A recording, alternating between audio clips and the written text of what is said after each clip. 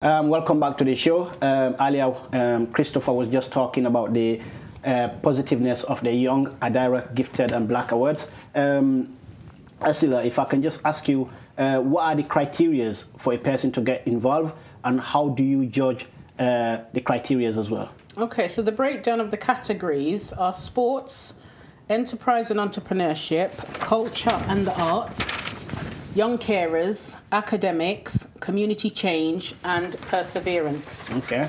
If somebody wants to nominate a friend, a family member, you can email me at annmyrie@gmail.com or call me on 07761 925 938.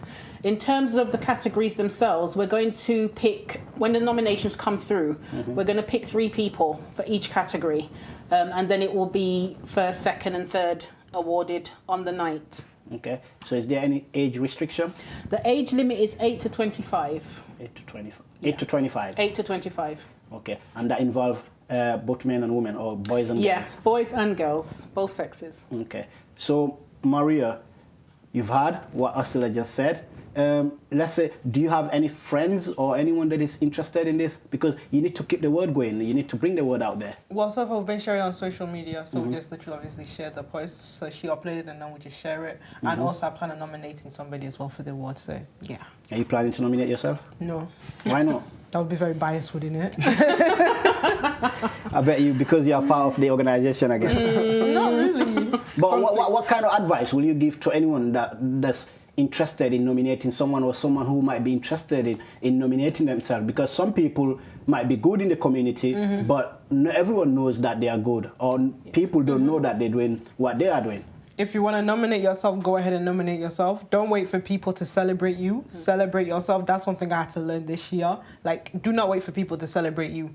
Celebrate yourself. Like, even if it's something that you feel like it's so small, oh, I'm just doing this and all that stuff, like, celebrate yourself. No matter how small or how big, you deserve to celebrate yourself. So put yourself out there, go and get your award. So what has been some of the challenges that you faced or you are facing right now organizing this event? The challenges, as I said, I faced in the beginning was that when I approached the black community, black businesses, black individuals, I wasn't getting very far. Nobody wanted to, everybody thought it was a fantastic idea, but in terms of literally putting their money where their mouth was, nobody was willing to do that. So it was then a case for me simple. I will approach the white community. But also I think right now my biggest challenge and my biggest worry is that everybody is saying, yes, this is fantastic and we've needed this in Sheffield and this is brilliant. But black people can be incredibly lazy. Will they actually get up and download a form, fill it in and send it back in order for their child or young person to be awarded? That's my worry now, that people will say, yes, this is fantastic, but will not actually take the time to nominate. So where can people find this? If they want to nominate, where can they find the forms? Or you've mentioned downloading it. Yeah, my email address I've mentioned, and also my phone number. But Maria's got a list of businesses and organisations. Okay. Maria, can we have those lists? So there is Alicia Nag Hair and Beauty, so that's next to the police station in town. Okay, the Sneak Hill police station, I guess. Yeah, that's right. Yeah, okay. And then there's the Jiggers Flavorlicious on Cricket Inn Road. Okay. And then there's Jerk Hut, which is across the road from NatWest Bank in town. There's the Young Health for Sheffield, the Circle, and that is in S14FW. There's Sheffield Mind in Sharrow, and then there's Sheffield Town Hall Reception. Okay. Yep. And I guess you mentioned last time as well, there's one, is it at Page Hall at Mama Afro? Yes, you can also pick it up from there as well. Okay. So Christopher, what do you think of this award? Do you think awards like this are definitely needed in Sheffield, and we need more awards like this to encourage the black community as well? Yeah, definitely. I think it's very positive. So, like I said earlier, it's when someone's looking at this, it makes them want to. I think we spoke about it once. Like, some people might never win an award, so this might be one first award for them, and the first of many, or there's one thing for them. It'll mean a lot to them. So there's people out there that they might be good at something, but they'll never get the exposure they need. So maybe just having this little award for them might mean the world to them.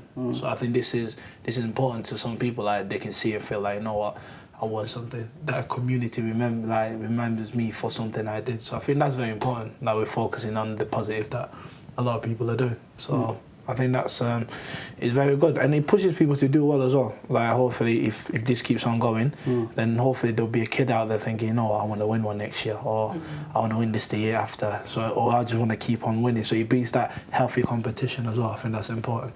So in terms of your boxing career, where are you at the minute? Well, at the moment, I got a national tournament coming up in October, I believe. So fingers crossed, hard work, we'll get there, make it 6. And I got another one, which is like the big one. It's called the ABA Elites, which will be in April. And pray to God, hopefully I do well again, which I should win them, and then just keep moving forward. I think my aim has always been to go to the Olympics. So I think that's my aim. But for my aim for now, I like to set goals. So my aim for now is this time next year to hopefully get on the Olympic team. That's my aim. So how's the preparation going? Well, I need to be ready by September, so I'll be getting ready. So I'm just training now, just getting back onto my training, running, eating right, getting, you know, no more bad food and sleeping right, eating right. My mind is at the right place, and the sky's the limit. As long as you put the work in, you should hopefully get what you put in. So that's for me anyway. So my aim for this time next year to be at the Olympic team, and I should do everything it takes to get there. Okay. So Ursula, at the back of before this, you started this Adira Young Black Gifted Awards. What were you doing prior to this? And I guess you had certain issues which I believe is like the reason that led you to start some of these awards, or to recognize the black community, I guess. Yeah, I mean, I grew up in a very abusive household. There was a lot of abuse in my childhood. There was a lot of rape and sexual abuse. There was a lot of physical, mental and emotional abuse. So it wasn't surprising that I grew up with mental health issues. But as you know, mental health issues is not discussed in the black community. It's a very taboo subject. And yet still over the years, I've watched more and more black people been sectioned, more and more black people in the prisons with mental health issues. And when we look at what the young black people are doing now and the way they are doing it, it's so there's a coldness about it. There's almost a psychopathy to it. They're almost psychotic in what they're doing. You can't tell me that these young people who are just talking about stabbing as if it's nothing, oh yeah, blood, I just jab, jab, jab. And there's just, you know, clearly there's mental health there. And so I thought, I've had several breakdowns over the years and recovered from them. And after the last one, I thought, no, you know what? Somebody needs to start the conversation. Somebody needs to start the movement around mental health. Somebody needs to force the black community, whether they're ready or not, willing or not, to start talking about mental health, because otherwise things are just going to get worse. Maria? Yep. Any advice on that as well, as a young mental health advocate? Well, for me, I experienced mental health as well, because was it last year? Last year, actually, I was diagnosed with depression and anxiety. So that was when, well, I knew I had a problem before. I just didn't go see it until it got worse. So I think that's one of the issues within the black community. Yeah. We know there is a problem, but we don't go and actually seek help until it's like death is knocking on your door. But why is that, though? Why don't we seek help, in your opinion? Why do we don't seek help? Why we don't tend to seek help? First of all, pride. We're a bunch of prideful people. And another one, because obviously there's that mistrust in the system and the people. So once there's that mistrust, people aren't going to access the system. But then there's a thing where also it's like, okay, cool, the system mistreated you in the past and a whole bunch of things have happened. They might not be able to cater to your needs accordingly, but then also it's like, do you sit there and do you die? No, but that's the thing, though. It's funny because when it comes to your health, especially mental health, it's life or death. Because you hear people out there committing suicide. Sometimes don't you think, sorry to interrupt you there, but sometimes don't you think it's got to do sometimes with cultural background? Oh, no, definitely. You know, people not understanding where to go or how to be assessed, or what kind of help they need to seek? The culture definitely plays a part in it, because first of all, we live in a culture where it's very secretive. Everybody is like, okay, whatever happens behind your closed doors, it stays behind there. Like, whatever happens in your house, you can't take it outside. So even if you're sick, you're dying, whatever, you can't, certain things that's happening in your household, you cannot take it outside. Like, for example, I don't share my story about my mental health and things like that, because it affects my household. Because there are people in there, you're telling your story, but you're also showing a different side to different people. So the thing where now, okay, when people are going out there to seek help, they're like, so how is this going to make people see me? How are people going to see these people? So it's one of those where we're constantly thinking about how everything is going to be portrayed. Because remember now, we're already portrayed in a certain type of way. Now I'm coming out and I'm telling you, oh yeah, I've got mental health issues. I need help. Okay. That's another stigma. And people don't want to give into that stigma of, okay, mental health. Because once you think mental health, you think the worst thing. You're thinking the worst thing. And it's a thing where with mental health, not everybody with mental health is a killer. Okay? Not everybody with mental health you will see out there on the streets running around naked. Okay, some people with listen, when my mental health came in, I would sit in my room in the dark. That was my way of dealing. I'll sit in the room in the dark. I'll just sleep the whole day. Okay, we don't all want to kill people. But then there's that stereotype. And then also in the community, it's like that fear of just being open and vulnerable, because we have this image of we always have to be strong. It's like, it's a stereotype, but then when it comes to black people being strong, the type of strong that we are is a toxic strong, because we're strong as, okay, I have to be strong in this pain, I have to be strong in this abuse, I have to be strong in everything that we're strong in is a negative area. Why can you not be strong in pursuing your goals or something, but you're strong in a negative way? Our strength is a negative strength that we portray. And you don't, when you're going out there saying, okay, I have mental health issues, people look at it as a sign of weakness. It's like you're being weak. You're literally, that's what it is. You are being weak. Because in the black community, when a boy is crying, what are you gonna say? What did they say to him? Boys don't cry. Man up. Boys don't cry. Grow up. Oh, you're a big boy. Big boys don't cry. Even the girls, they tell them, oh, big girls don't cry. What do you mean? I have emotions. I'm supposed to cry. Like, I'm supposed to cry. So it's like, and obviously, all that suppressed emotion, because even our parents do it. They did it. They suppressed their own emotions. And then think about it. A lot of our parents, they were born and raised in war-torn countries. So think about the state of their mental health right now. The fact that the things that some of them have seen in the war, and then they want to sit there and think like they are fine. But years later, you're still stuck in the same position in life, but you are fine. So Ursula, what kind of advice will you give to anyone today who will be watching this show thinking, oh, I've suffered from this, but I don't know where to go or what I need to do? What would be like your advice? First of all, don't stay silent, because that's what perpetrators, you know, of domestic abuse and rape and sexual abuse, that's what they want. They want for the victim or the survivor to stay silent. Then go to where you're comfortable, because, you know, within the black community, we like to run to the church.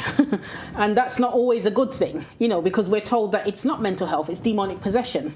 Or, you know, you're not reading your Bible enough, you're not praying enough, you're not fasting enough. Those things aren't helpful. We need to look outside our own community for healing. We need to go to organizations like Mind and all these other so-called white-based organizations, because they have the money, they have the resources, they have the time to heal us. We're trying to heal ourselves by suppressing, then it explodes, but we won't go outside the community because we're told, well, if you go outside, you're weak. You know, you don't talk about it outside the black community. So if you are going through something where you're struggling with your mental, emotional, psychological health, go and get help. Start off by talking to a friend, somebody you can trust. Very rarely does it happen that it works for you if you go and talk to family. Because family can sometimes be the worst people to go and talk to when you've got a problem, especially in the black community. Go and talk to a friend, talk to somebody at school, talk to somebody at university, talk to somebody you feel comfortable talking to, and take it from there. But do not suppress it. Do not keep pushing it down. When my friend's daughter, who's 25, recently had a psychotic break at university, a psychotic break. And I remember I was speaking to her mum about it, and all she kept repeating was, nothing like this has ever happened in my family. Nothing like this has ever happened in my family. Nothing about her daughter. Just, you know, she's worried about the shame of it, that, oh, her daughter is the first one to have ever had a mental breakdown in the family. That was her focus, not about her daughter. And the daughter was fighting, they sectioned her, and she's fighting the people in the mental wards, because she's trying to fight against the fact that she's had a breakdown. And until she accepts that she's had a breakdown, how can her healing begin? But it wasn't a black mental ward that run by black people, owned by black organizations that they put her in. It was a white-owned mental asylum that they put her in, because we don't have anything like that for ourselves. But yet still we say, don't go outside. Okay, I believe your message is quite clear there. So Christopher, you too, what would be your advice to any young black person today who will be watching this show thinking, I want to be like Christopher, or I want to be like that other black brother who is doing quite well in the community? I think there's so much out there you can get your hands into, like the positive things. So my advice would be focus on the positive. Whatever you want to be, as long as you work hard at it, you should get there. And it doesn't just have to be sport, it could be anything. You could be good at maths, you want to be a maths teacher, you want to be a nurse, you want to be a doctor, you want to be anything you want to be. So I think my advice would be find out what you're passionate about, find out how you're going to get there, plan it. You know, I think planning is always the best way to do it. And then figure out how you're going to get there. So let's focus more on the positive, because I feel like there's too many negative being said about, you know, young kids or young black kids or this and that. So I think there's many other doing a lot of positive things. So and there's a wide range of things we can all participate in. So many of us are talented in different things. You know, like whatever it is, sport, reading, writing, drawing. So you can't just be sport. I don't want someone to look at this and think, oh, well, I'm not good at boxing, so this doesn't apply to me. If you apply the same work ethic I apply in anything you're good at, I believe you'll be successful. So my advice would be just find out what you're passionate about, and then put your hard work and effort into it. And let's focus on the positive. You know, like there's a lot of negatives going around, and let's try to shape it a little bit. I want little kids growing up to look up and be like, oh, I want to be like him, I want to be like her, because, you know, they're doing something positive. Not every time they open the news, they see another black kid stab each other. So only in their mind, they think, well, maybe that's what we're good at. So I think that would be important. Okay, we don't have much time left, but Maria, I will give you a final word to give us the date of the award and your final advice as well to anyone thinking of getting into the awards. The dates for the event is the 9th of October. And can you repeat that question, please? How can someone get involved? What would be your advice to them? If you want to get involved, we mentioned obviously all the places that you can go pick up a form. Or if you come across the form, if somebody has shared it, download it, fill it in, and send it back to Ursula, and you get through the process. And my advice is to just keep going and want better for yourself, regardless of what everybody else has to say about you or about your life. Like, you have to keep going and you have to keep on wanting better for yourself, because that desire will push you forward. And also just change your mindset. Don't stick to that one way of thinking. Like, open yourself to new information, different people, because if you shift your mind, you change your life. Well, that was Maria Walker giving her own advice there. Fortunately, that's all the time we've got time for tonight. But I would like to thank all our guests tonight, which is Ursula Myra, Christopher Luteke, and Maria Walker. Thank you very much, guys, for sharing your story tonight. And good luck to the Adira Young Gifted and Black Awards. Hopefully, we're hoping we'll get more black people getting there and go and get the award. Hopefully, myself, I'll be applying for the award. Unfortunately, until next week, you have a good night. Thank you.